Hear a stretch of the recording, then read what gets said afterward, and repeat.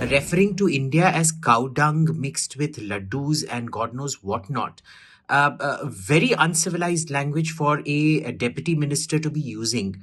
It's absolutely deplorable, the comments which are coming out from sections of Maldives. It is better for us to engage with Maldives. India not only helps the economy of Maldives through our tourism, right? We also provide them security. How can somebody in the Maldives not know the difference between scuba diving and snorkeling? For leadership people in Maldives to pass such comments on India is, I think, absolutely uncalled for. First, let's look at the genesis of this. This all started off because the Indian Twitter commentariat decided to start comparing, the Prime Minister's visit to the Lakshadweep as some kind of a counter to Maldives, which it absolutely was not.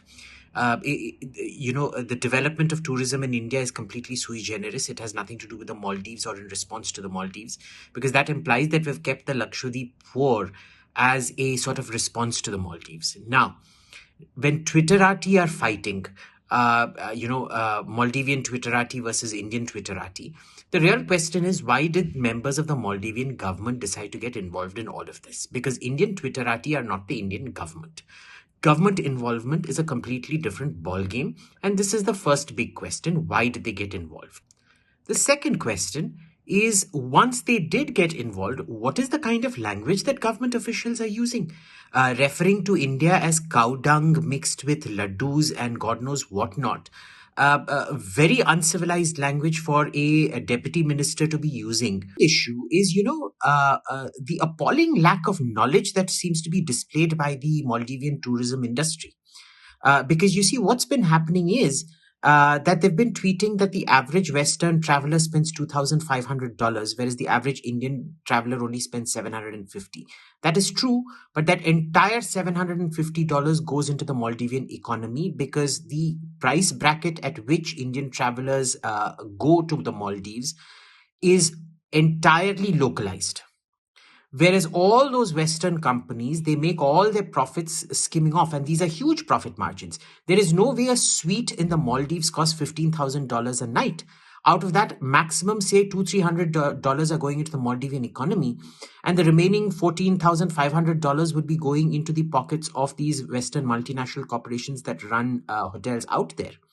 Second, the minister and both the ministers in question, despite being Maldivians, didn't even seem to know the difference between scuba diving and snorkeling and the gear required. So there's really appalling lack of knowledge of the tourism industry and of tourism itself and of diving itself. Now, it's like saying, how can somebody in the Maldives not know the difference between scuba diving and snorkeling? In India, it's still fine, but in the Maldives, really? And how are these people even ministers? Fourth, the question is, why has the Indian High Commission even taken this up? This should have been dealt with proactively. It's absolutely deplorable, the comments which are coming out from sections of Maldives. Also, let's remember, it's not everyone in Maldives is criticizing India. There is one section which is anti-India, which seems to be, and which is passing such remarks. It's absolutely deplorable and absolutely, of course. See, India not only helps the economy of Maldives through our tourism, right? We also provide them security. If you remember, way back in 1988, there was a coup in Maldives where India sent its forces, and within hours the coup was stopped. So for the national security of Maldives, India is the neighbor right across. As well as there have been times when there was an acute water shortage in Maldives. Even being an island, drinking water is a problem. So there was an acute shortage, and India sent, our aircrafts and our navy with bottled water. So for leadership people in Maldives to pass such comments on India is, I think, absolutely uncalled for. Dignity and national dignity first. And towards that, what Akshay Kumar is saying, I think the next holiday Akshay Kumar should take should be in Lakshadweep. Right? See, the destinations get prominence, come to be known, and more tourists follow if the destination is branded and marketed well and there's a good infrastructure. So as more and more influencers from India, leading names, start visiting Lakshadweep, the tourism sector and tourism economy of Lakshadweep, and this has nothing to do with Maldives.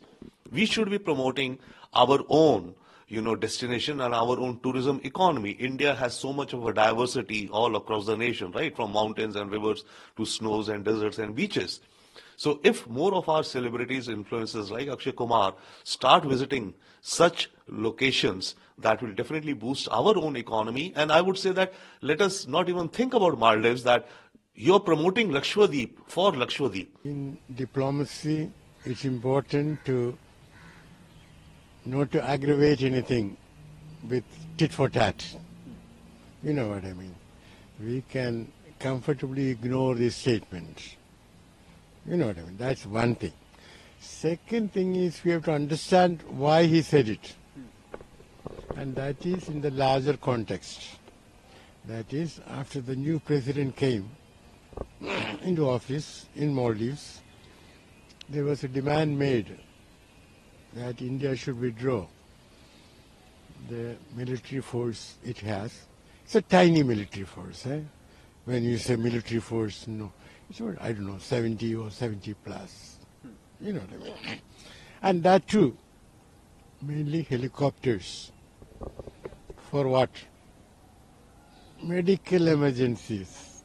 Because Maldives doesn't have enough hospital capacity for serious medical emergencies for its population, or for that matter, for the large number of tourists. Of course, there is also coastal waters, the arrangement to do a surveillance. So all this was agreed into when there was another government in Maldives. Now, so my view is that I'm not privy to all the facts because I'm not in the government. My view is that it is better for us to engage with Maldives and sort of, withdraw the forces in a particular manner rather than insist, that we won't withdraw. Because now the Maldives president is going first to China. We have to think of the consequences of our action or inaction. Another thing is that if we withdraw the helicopters primarily doing emergency medical operations, well, what about if you are a foreign tourist? Will you go to Maldives if you are not sure that you can get emergency medical aid? You know what I mean? So there again, I would say that Maldives, India should propose to Maldives, well, we will arrange for a private Indian company to do it for you. So that, there is no impact on your tourism.